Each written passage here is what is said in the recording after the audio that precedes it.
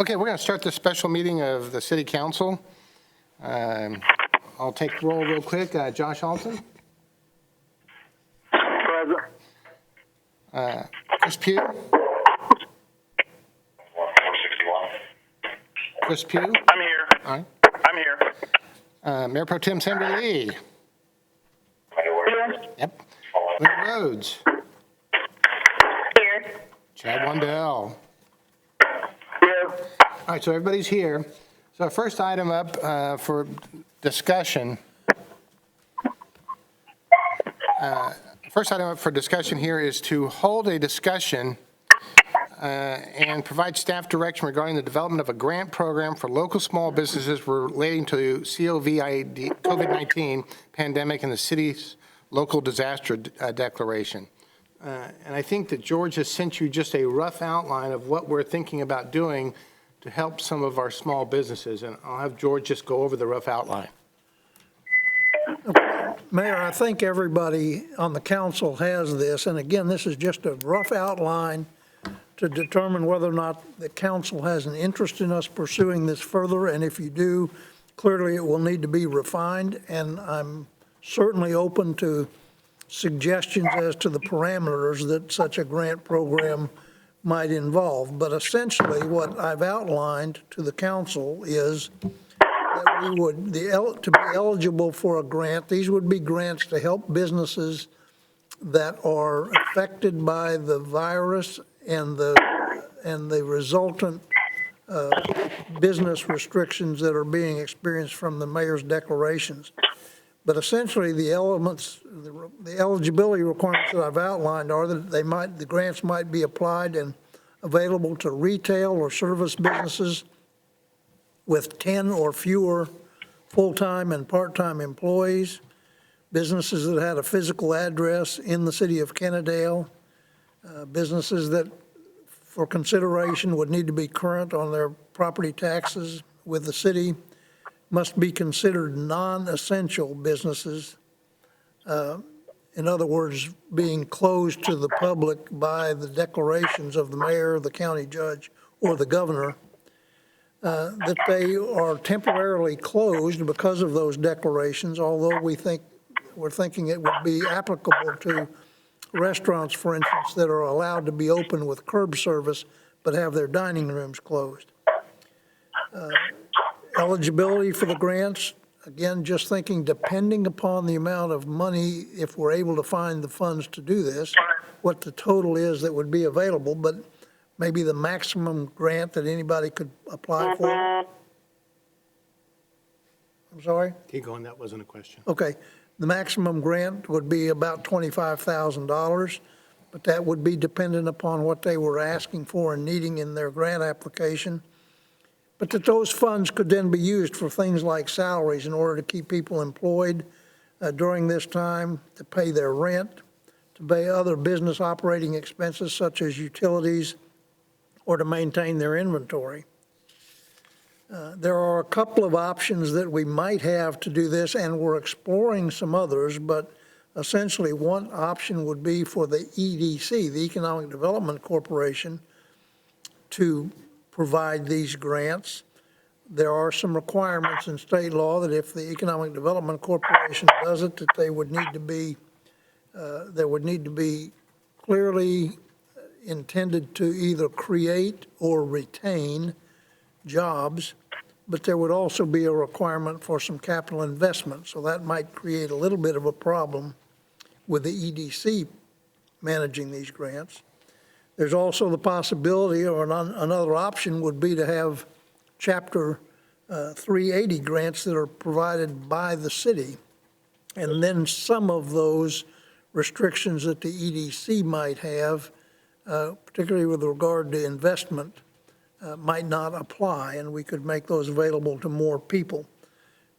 Our thinking at this point, and the discussions that the mayor and I have had, are that these might be one-time grants for whatever amount a committee determines is appropriate.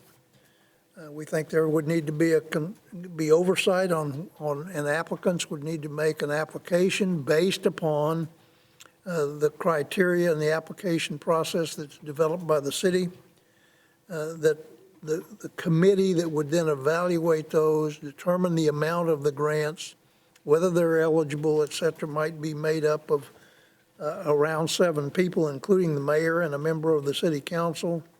And again, these are just suggestions, and I'm open for comment, obviously.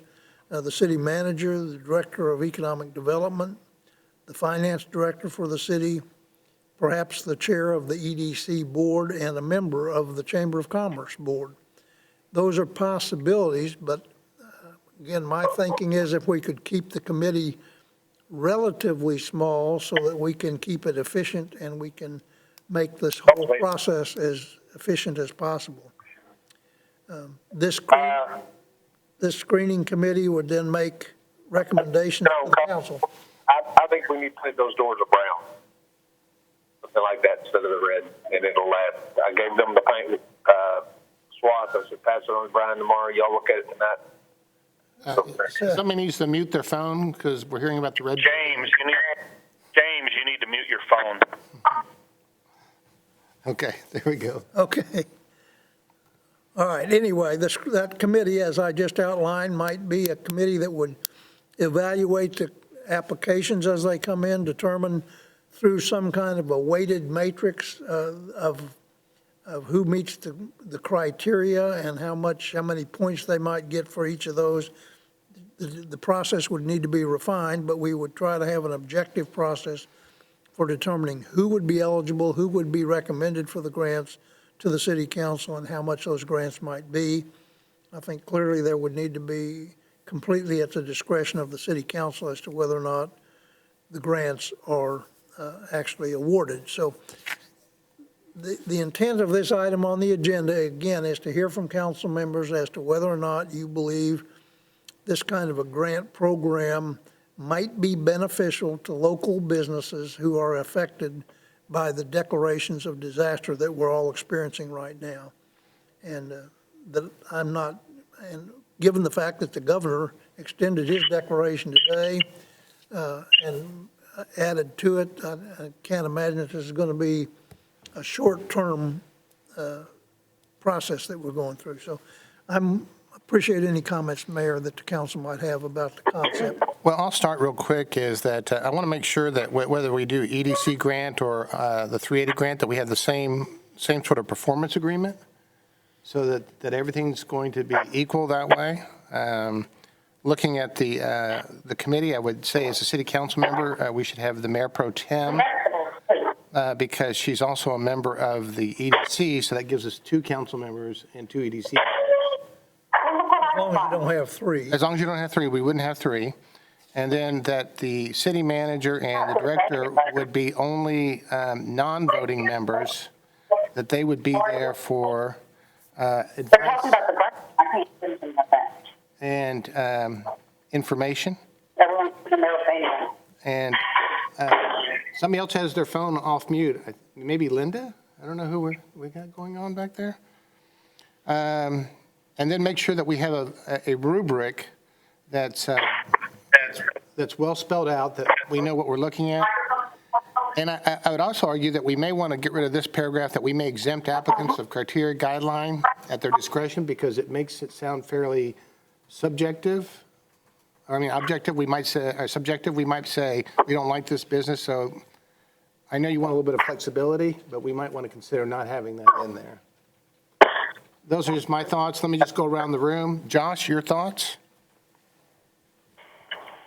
Well, my first question is, how quick are you wanting to address this? Is this something you want to have done pretty quick? Is it something we can take time on to review? My thinking, Josh, is that the sooner we can get something implemented and the format set up and advertised so people can make applications. Clearly, we have businesses, not as many in Kennedale as many of our neighboring cities might have, but have businesses that are already suffering from being closed and that are facing problems with meeting their rent and keeping employees on the payroll. So the sooner the better. Okay. I think it's an outstanding idea. I think it's great that we're trying to help them out. But looked at some other avenues too. I contacted Regina and Joe at the chamber to kind of see, are they doing anything to try to help out some businesses? And they basically said no, and that it just due to the unusual circumstances, they just don't have a clue on what to do. So I think we can also reach out to them. I would like to see what the government's going to do first to see if, how they're going to help out these small businesses, because I think 25,000 is not even going to scratch the surface with some of these companies. And not only that, it's, we help out these businesses. What are we going to do when we have citizens come to us requesting that we help them out, So, I mean, I think it's going to take some time. I don't think it's going to be a quick process. I think it's a great idea. I really do.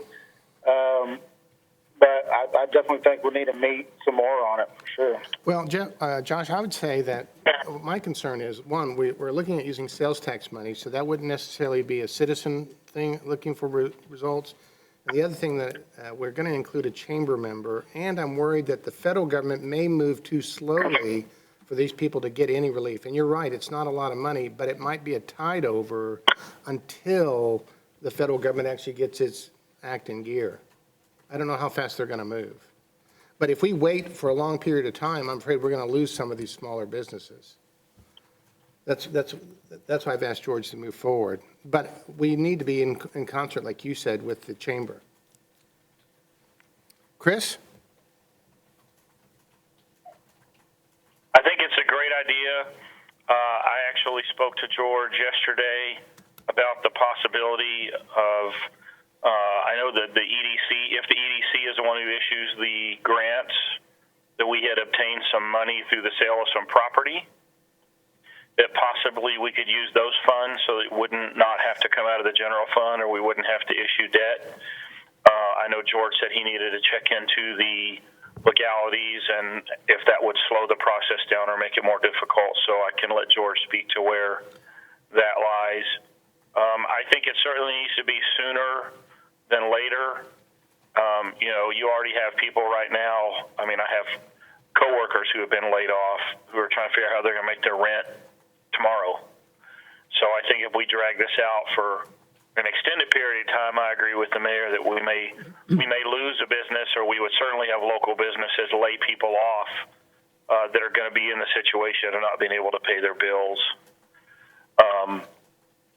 And I think having, at some point, having the person who's applying, whether that's to the committee or whether that's when it comes to the final vote with the council members, I think the business owner ought to come and personally make their case rather than it just be something on paper. I think that I'd like to hear their commitment and their passion and their personal explanation for why they need this grant. So maybe it's a paper process and you pick the folks you think are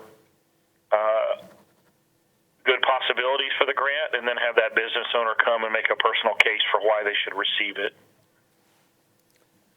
Let me make just a comment. Chris made a good suggestion about whether or not what we could do to minimize the impact on any fund of the city's bottom line or the fund balance. And Chris, I have not been able to determine whether or not there's any circumstance under which the EDC, for instance, owes money to the city, and if it were paid to the city, that money could then be used. I think we have determined that there is some history that as an example, and again, I don't know enough details about this yet to be certain, but that the tax increment financing district, or the TERS, does in fact owe the city some money. The problem is the TERS does not yet have funds that they could use to repay that debt to the city. If they did, it may be money that could come to the city and then be used for this grant without having any impact on the fund balance beyond what we already budgeted and planned. So there are some options. If we can determining the source of funding is still an outstanding question. Obviously, the city could issue some debt to do this, and Time consuming. but that is somewhat time consuming, depending on the type of debt that we issue, and we'd need to have some more discussions with bond counsel about that. But either through debt issuance or through the current fund balance of one or more of the city's funds, again, keeping in mind that our intent and our objective here is to alleviate some pretty serious and onerous problems that this whole issue is causing on our own local businesses. So we may have to reach a little deeper than we otherwise might consider, but we're looking at the funding sources that are even possible. Chris, anything else?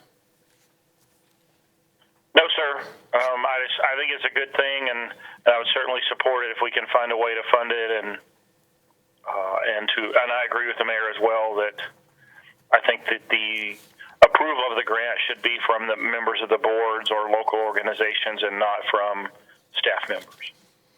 Sandra? Hi. Yeah, I think it's a great idea also. Do we have any idea how many businesses that would possibly be asking for grants? Sandra, I do not know a number right now. I'm not sure how many businesses have had to close nor how many would be eligible, depending on the criteria. What I've outlined is that it would be relatively small businesses, retail or service establishments, and not the larger industrial or manufacturing businesses that would be considered. Right. So let me ask you a question. Can we also make it to where they will have to show us where they have applied for the Small Business Administration emergency grant? I think, that way, Sandra, I think we can make any restriction that the council chooses to put on this. I think we can do that. The only reason I'm asking that is because some people are going to come back and say, well, have they applied for these federal funds yet?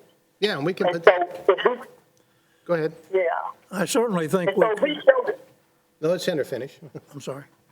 No, I'm just going to say, so we can show where they have applied for everything possible before they come to the city. Uh-huh. I think we won't have that many complaints. Yeah, we can actually put into the rubric, have you applied for funding? There's a difference, though, in asking information as to what else they have applied for and making it a requirement that they do so as part of the grant. So we need to refine that. Yeah. Okay. And I don't know if it should be exclusive. Like, if they've applied for the federal, doesn't mean that they should be disqualified from something that we can do on the short term, because it doesn't have to be 25,000. It could be 5,000, No. whatever, that might hold them over until they get their grant money. No, but I do. You're right, and the federal grant only is like 10,000. But I'm just saying that if we show that they have applied Right. for the federal, then it's less chance that taxpayers will come back complaining about the fact Right. that. Yeah. Yeah, well, we can Because certainly, we know what kind of town we're living in. So we just need to show that they've done everything that's out there, including us. and so, yeah, I think that's the other part of this process, Sandra, and you brought it up, is that it's got to be transparent. You know, Right. it's got to be as transparent as we possibly can make it so that people understand that this isn't going to be favoritism. It's going to be on an objective basis, and it's got to be transparent. We need to know what's going on with each of these businesses. Yeah, that's a good point. Any other questions, Sandra? No, sir. That's it. Linda? Yes, I agree with Sandra as far as like them applying for anything out there that's available to them through the federal grant. And if I heard her correctly, the federal, have they said that it's 10,000? If that's their max, would we not want to have the same dollar amount max as them instead of offering 25,000? Well, I think, I haven't seen the 10,000 max. I haven't had a chance to read that. Okay. I don't know if that's true or not. Sandra, do you, go back to Sandra. Sandra, have you? Well, I got an email today from Representative Romero, Romero, and in that he was showing everything that the CARES Act represents, and it was that Small Business Administration was giving out emergency grants for up to $10,000. Is it a grant or is it a loan? No, that was the grant. Yeah. They had some loans also. Yeah, so, George? Well, I don't know. There has been a lot done in federal legislation this past week. I'm not sure how it's going to impact. I do think it's legitimate to ask if they've made application for other grants or other loans, and that should be a factor bearing on what we would approve. I don't know that, without knowing how many businesses in Kennedale might apply and meet the other criteria, again, I think what we need is a maximum amount, and anybody could apply for up to that amount, depending on how they meet the other qualifications. But this discussion is good. Does it need to be consistent with what SBA is? Does it need to be what other programs? There are several programs and eligibilities under the federal legislation that's just been passed, so I don't know what the max is that they could apply for. Well, and is it possible that they could come in and say, I need 5,000, but if this keeps going on, they could come back and ask for another 5, but you're capped at a certain amount?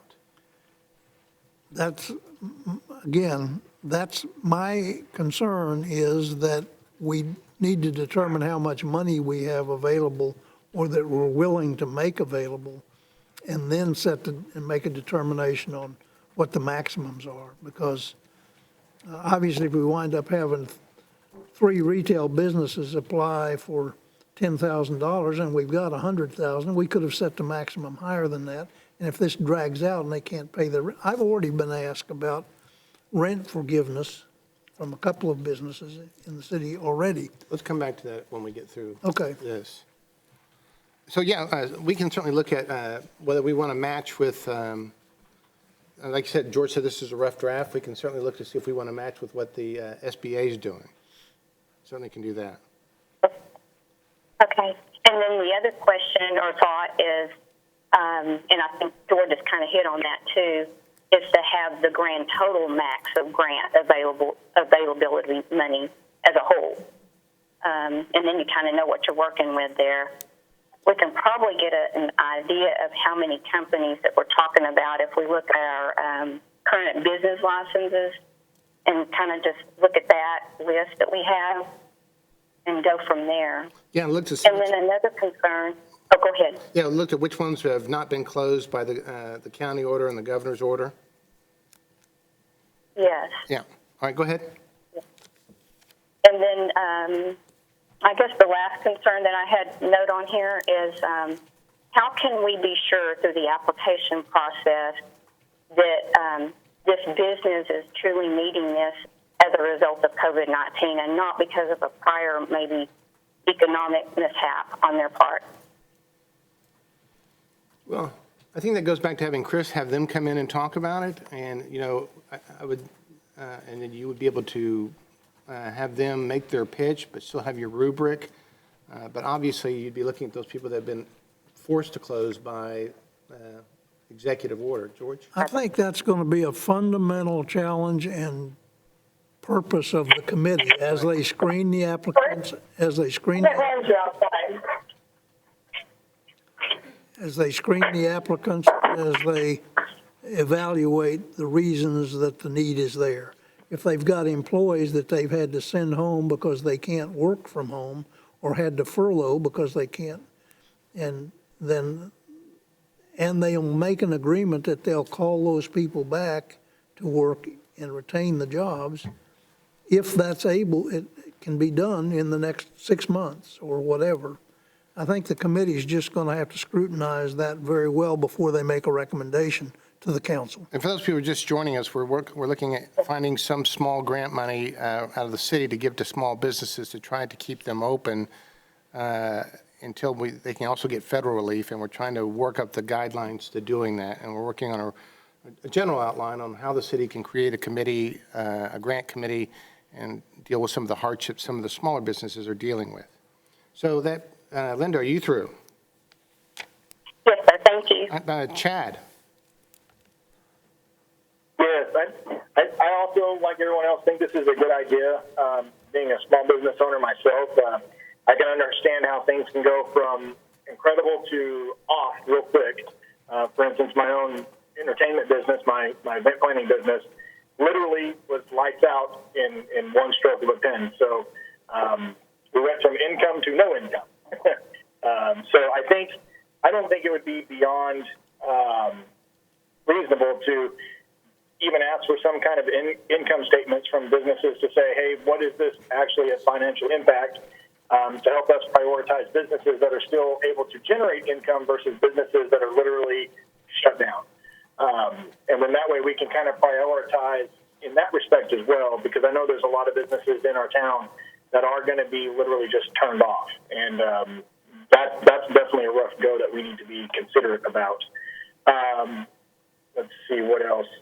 I heard George mention actually something I was thinking about as we were all talking was possible rent reductions on city or EDC-owned businesses where we control that. I think that's a great option as well.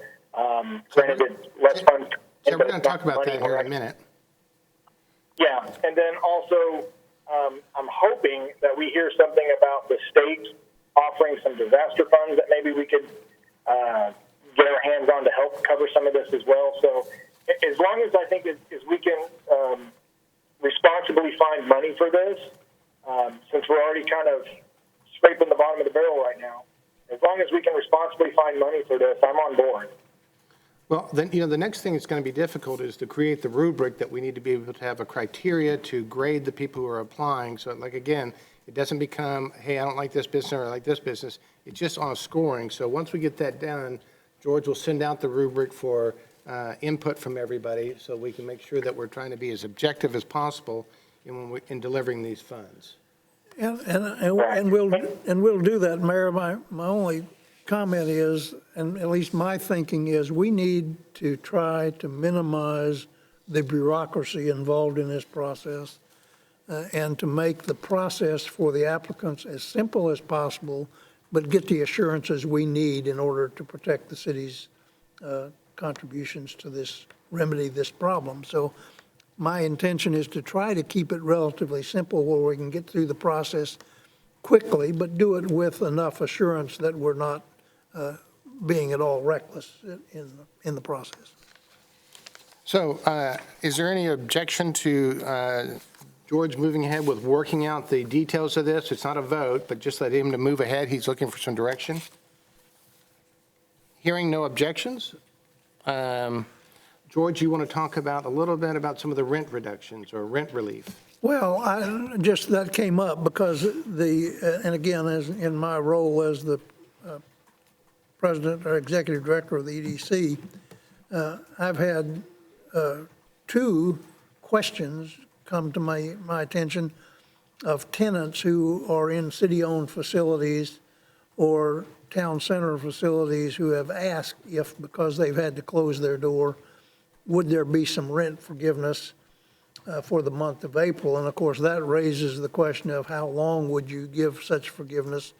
And would it be an absolute forgiveness or just a delay or waiver of such payment? So that's something that we're already seeing the immediate impact of these closures on local businesses.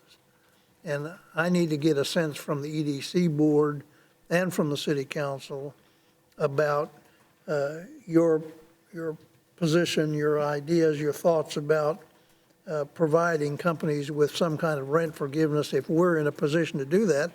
And I think what I heard Mr. Wandell saying is that might be, in addition to cash grants, that's another way that the city might be able to at least give some relief to some of these businesses. And George, which businesses do we have that the EDC controls the buildings? Well, the EDC, obviously, the only buildings that the city owns, or that the EDC owns in the town center are what we call Building 1, which is where the Dollar General store is. And it's got 4 or 5 other businesses in there that have been affected. And then, of course, we own the chamber office building itself, but the EDC does. And Reds? And we own Reds, and that's Reds Roadhouse clearly is, their entire business has been shut down. And because it's all either food or catering or mass gatherings, and so they are essentially shut down until the declarations are modified or rescinded. So I'll go around the room and see if any input about some rent relief from EDC-owned properties. We'll start with Chad and work our way back up. Yeah, I'm okay with that, and I think a quick and easy way to do that is, just kind of be prorated on proportionately to the ability for them to be open. If they are at zero ability to be open, then we should look at that a little more heavily versus somebody that goes, yeah, our dining room's closed, but we still got a strong takeout business going, so revenue's still coming in. Linda? I agree. Sandra? I agree. Chris? I agree, and I think Chad brought up a good point about this and about the grant that I think we should look at. Has a particular business lost 100% of its revenue generation? Has it lost 50%, or has it lost just its lobby, but it still has a drive-through? I think that needs to be taken into consideration in both instances, but I support both options. Josh? I agree. I think it's a great idea, and we'd like to see the city manager move forward on it. All right, so I don't think we have any action items here. We don't have to renew an ordinance. But I would like to ask each one of you, do you have the capability of video conferencing? Does your laptop or your desktop have a camera and a microphone? Josh?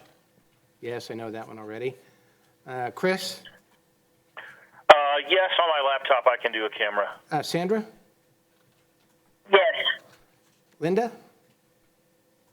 I will have to check and get back with you on my iPad. All right, if you can't, get in touch with Leslie, and she will get it straightened out for you, as she gets raised me an eyebrow, Okay. hopefully.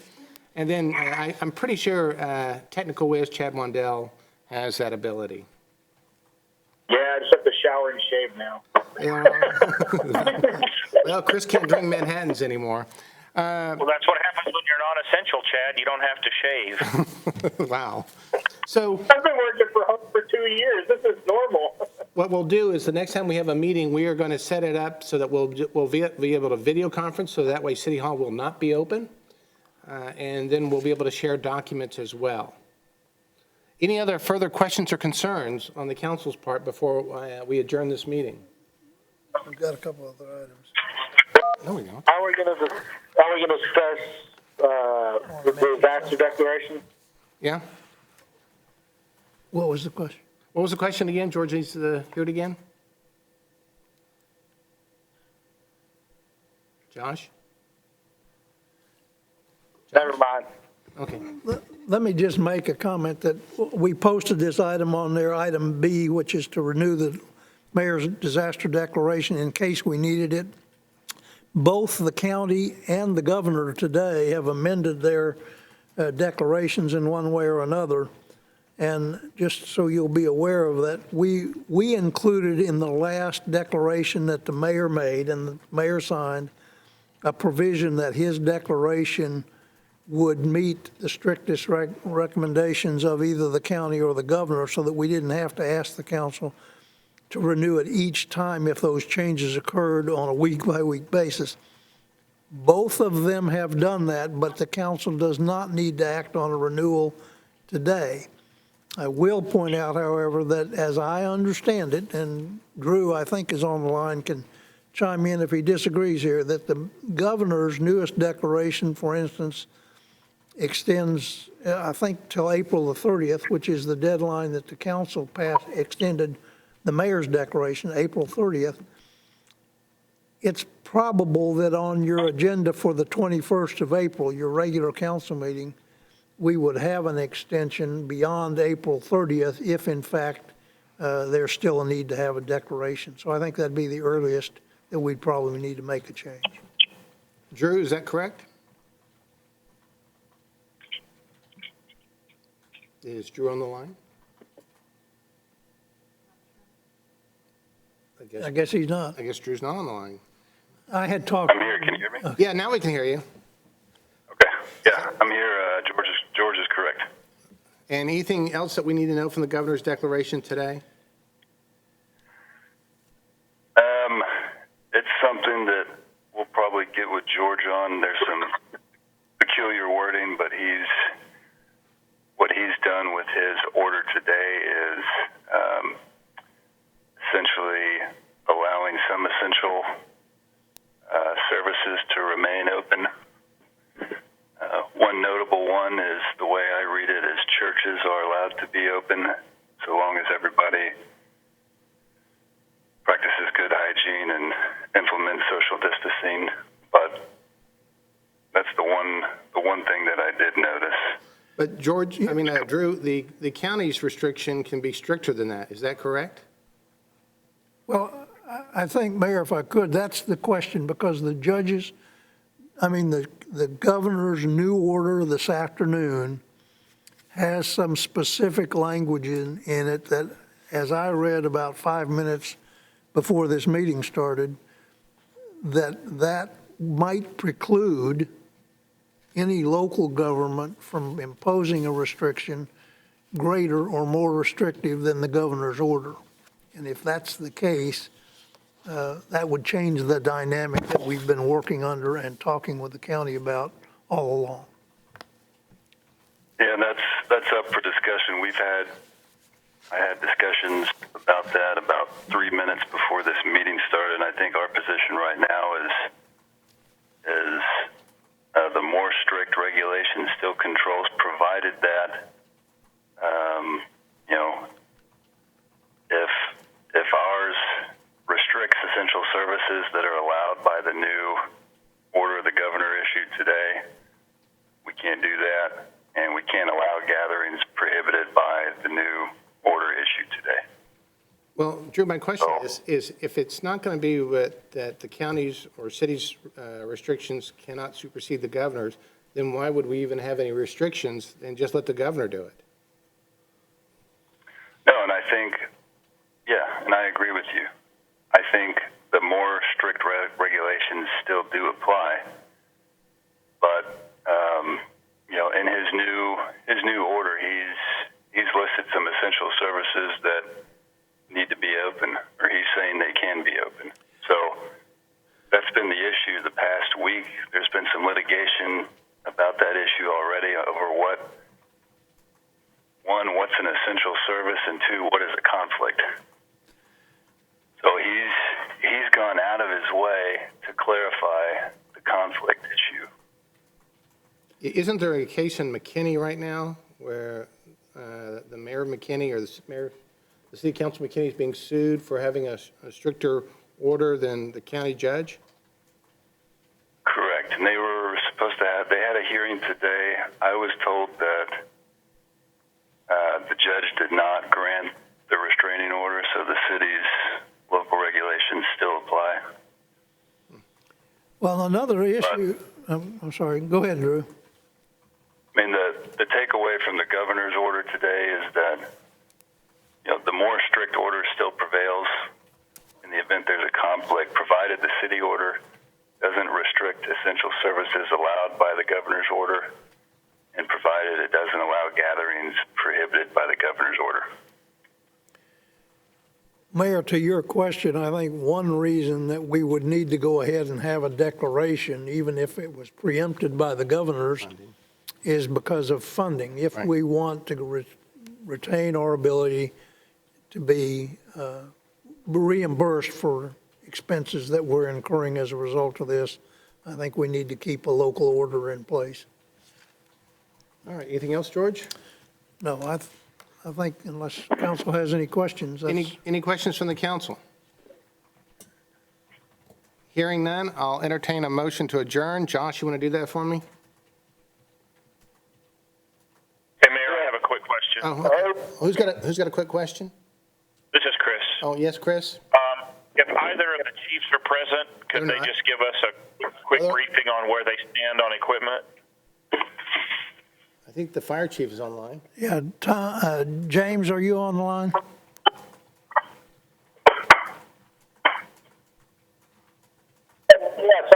Yes, I'm on the line. I'm sorry, who is this? James? This is James. Yes. And Chief, I just wondered if you could just give us a quick explanation as to where you stand with the PPE that you and your team need, given the situation. Myself and Chief Williams have been working together on equipment for both departments. Right now, we're setting fine I'm in the process of trying to get additional PPE for us.